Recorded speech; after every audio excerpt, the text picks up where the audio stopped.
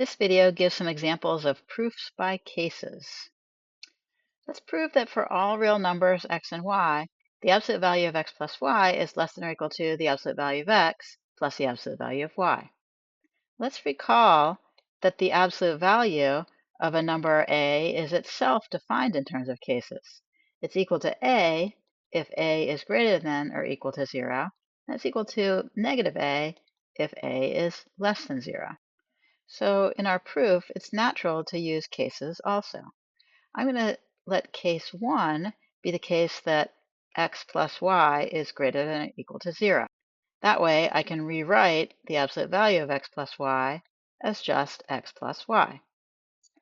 Note that x is less than or equal to the absolute value of x because x is equal to the absolute value of x if x is greater than or equal to 0, and x is equal to the negative of the absolute value of x if x is less than 0.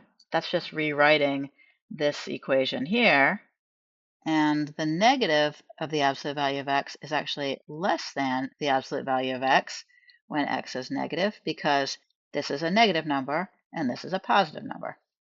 So x is less than or equal to the absolute value of x in either case. We actually did kind of a mini proof by cases just for this statement. By a similar argument, y is less than or equal to the absolute value of y. So that means that our absolute value of x plus y, which is equal to x plus y, is less than or equal to the absolute value of x plus the absolute value of y by putting these two inequalities together. Now let's look at case 2. That's when x plus y is less than 0. Now, the absolute value of x plus y is defined as minus the quantity x plus y, which is minus x plus minus y. And let's note that negative x is less than or equal to the absolute value of x by a similar argument as before.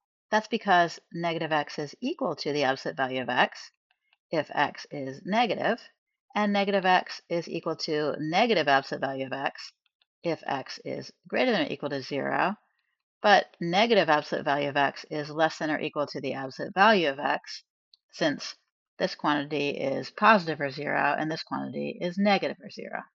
So putting these together, we have that negative x is less than or equal to the absolute value of x in any case, as we want.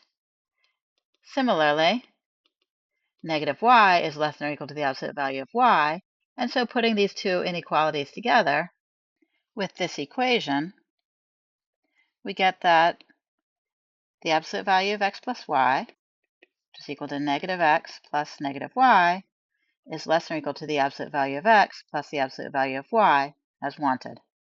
And this concludes our proof by cases. For our next example, let's prove that every even number greater than 2 and less than 50 can be written as the sum of two primes. Although it's a bit tedious, we can prove this by taking cases. One case for every even number that's bigger than 2 and less than 50.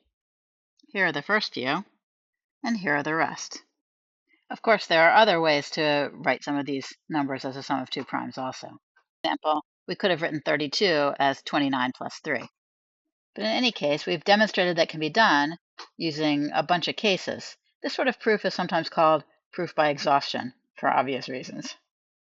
Although probably the exhaustion is talking about exhausting all the cases rather than exhausting the person doing them. This video gave two examples of proof by cases. In the first example, the cases were positive and negative numbers, or maybe numbers greater than or equal to 0 and numbers less than 0, to be more precise. And in the second example, the cases were various even numbers. Other common ways to break up a problem into cases is by even and odd numbers, or maybe by remainders when you divide by 4, or by some other number relevant to the problem.